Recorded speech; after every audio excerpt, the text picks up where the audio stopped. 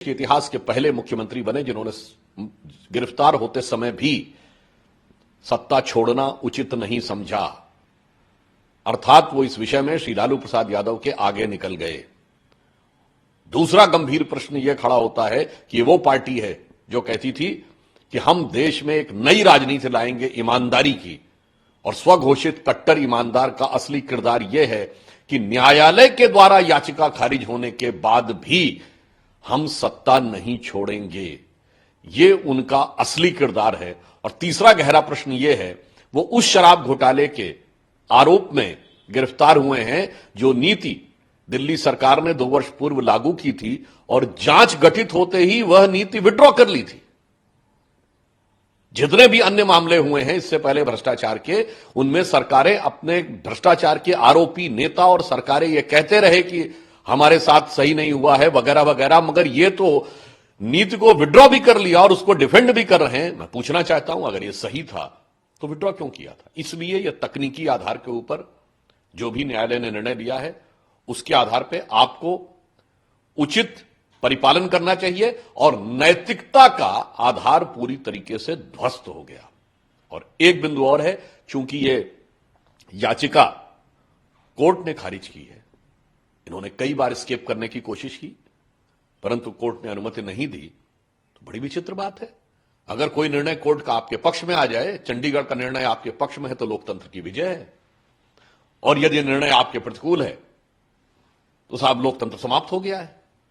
तो मुझे लगता है देश की जनता इस किरदार के दोहरे चरित्र को भली भांति समझ रही है। सर, आम आदमी के पार्टी के द्वारा आरोप लगाया जा रहा है कि जब जनरल इलेक्शन अनाउंसमेंट हो गया उसके बाद किसी पार्टी के अध्यक्ष को इस तरह से कन्वेनर को गिरफ्तार किया जाता है, इसमें इमरजेंसी नहीं तो सरकार से प्रचार से हटाना चाहती है अरविंद केजरीवाल। बहुत स्पष्ट रूप से कहना चाहूंगा, सरकार ने किसी भी पार्टी के कन्वीनर को गिरफ्तार नहीं किया है। भ्रष्टाचार के एक आरोपी को गिरफ्तार किया है जिसने जिस नीति को लेकर भ्रष्टाचार किया था उसको लेकर तथ्यात्मक सबूत हैं, और सबसे बड़ा सबूत जिस पर कोई किंतु परंतु नहीं कर सकता कि उन्होंने खुद वो पॉलिसी विड्रॉ कर ली है और वो 9 बार उस संबंध को एस्केप कर रहे थे। तो ये देखने का नजरिया है कि यदि वो भ्रष्टाचार के आरोपी व्यक्ति को अपना सिरमौर देखना चाहते हैं, हम कानून की नजर में कोई व्यक्ति किसी भी पद पर हो, वो किसी पार्टी का अध्यक्ष हो या किसी सरकार का मुखिया हो, वो भ्रष्टाचार के आरोप में वो उसी ढंग से उसके ऊपर कार्रवाई होगी जो किसी आम आदमी पे होती है। तो नाम आम आदमी और ट्रीटमेंट खास आदमी का चाहते हैं। सर, इंडिया अलायंस के हर नेता अरविंद केजरीवाल के साथ खड़ा है, चाहे कांग्रेस हो, चाहे कपिल सिब्बल हो या लालू, हर पार्टी इंडिया अलायंस का उसके साथ खड़ा है। इंडिया अलायंस के गठबंधन के अन्य दल जो कि सभी मतलब जेएमएम, राजद, सपा, कांग्रेस आई, आप और कांग्रेस आई, ये सारे मौसेरे भाई एक ही रंग में रंगे हुए हैं। परंतु ज्यादा विचित्र या यूं कहूं कि अपनी स्थिति हास्यास्पद बना लेते हैं कि मात्र कुछ समय पहले की तो बात है जब कांग्रेस पार्टी ने खुद प्रेस कॉन्फ्रेंस की थी, अजय माकन जी ने, कि शराब में घोटाला हुआ है और अरविंद केजरीवाल जी पे कार्रवाई होनी चाहिए। आज भी कांग्रेस पार्टी के पंजाब के नेताओं से पूछ लीजिए क्या होना चाहिए।